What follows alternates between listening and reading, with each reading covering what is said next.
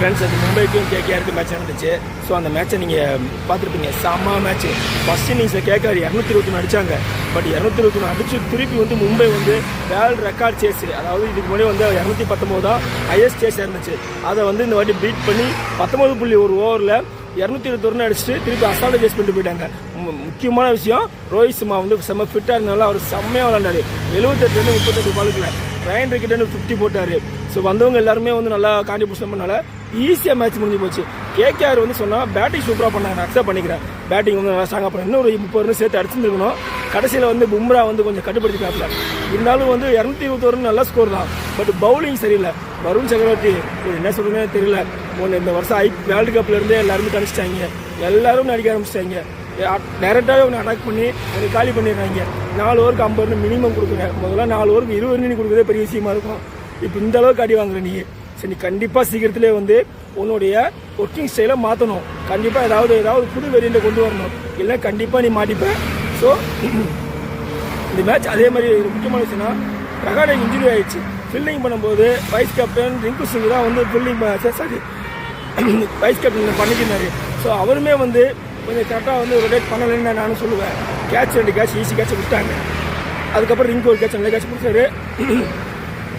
அப்புறம் இன்னொரு கேட்ச் நல்ல கேட்ச் பிடிச்சாங்க. பட் 2 முக்கியமான கேட்சை விட்டுட்டாங்க. அதனால தான் 100 ரனுக்கு மேலே பார்ட்னர்ஷிப் போயிடுச்சு. ஸோ அது வந்து பெரிய பாதகம் ஆயிடுச்சு அவங்களுக்கு. கேகேஆரை பொறுத்த வரைக்கும் பாசிட்டிவ் நியூஸ்னு பார்த்தோம்னா அவங்களுக்கு ஃபின்லாண்ட் ஓப்பனிங் பேட்ஸ்மேன் அவர் ஒருத்தர் தான் பாசிட்டிவ் நியூஸ். மற்ற யாருமே அந்த அளவுக்கு ப்ராப்பராக பெர்ஃபார்ம் பண்ணவே இல்லை. ஸோ இந்த மேட்ச் வந்து ஒன் சைடு மேட்ச் தான் ஜெயிச்சாங்க. போன மேட்சும் ஆர்சிபி ஒன் சைடாக ஜெயிச்சிட்டாங்க. இந்த மேட்சும் மும்பை ஒன் சைடாக ஜெயிச்சிட்டாங்க. ஸோ இதுலேருந்து என்ன தெரியுதுன்னா, நேற்று பிச்சு வந்து பார்க்கும்போது எல்லாருமே வந்து பவுலிங் எடுக்கிறோம் அப்படின்னு எல்லாருமே சொன்னாங்க. ரிப்போர்ட்லேருந்து அனலிஸ்ட் எல்லாருமே சொன்னாங்க. பட் கடைசியில் பார்த்தோம்னா பேட்டிங்கு செம்மையாக செட் ஆகிடுச்சு பிச்சு. ஏன்னா க்ரீன் கிராஸ் இருந்துச்சு. க்ரீன் கிராஸ் இருந்துமே வந்து பவுலிங் தான் அக்செப்ட் பண்ணணும்னு பார்த்தோம்னா ஃபர்ஸ்ட் ஓவர்லேருந்து கடைசி வரைக்கும் பேட்டிங் சாதமாக தான் இருந்துச்சு பிச்சு. ஸோ இதனால் வந்து 2 டீமுக்குமே பேட்டிங் சூப்பராக போச்சு.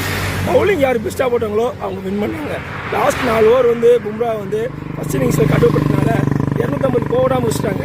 அதனால வந்து இவங்க வந்து 221 வந்து ஓரளவுக்கு மேட்ச் பண்ணி அதிக கொண்டு வந்துட்டு இந்த 20 ஓவர் வரைக்கும் கடைசியில் கொண்டு வந்து 19.1 ஓவர் வரைக்கும் கொண்டு வந்து முடிச்சிட்டாங்க. ஸோ இது வந்து அவங்களுக்கு பெரிய பாசிட்டிவ் நியூஸ் ஆகி போச்சு. கேகேஆரில் சொல்லிக்கிற மாதிரி பவுலிங் இல்லைங்க.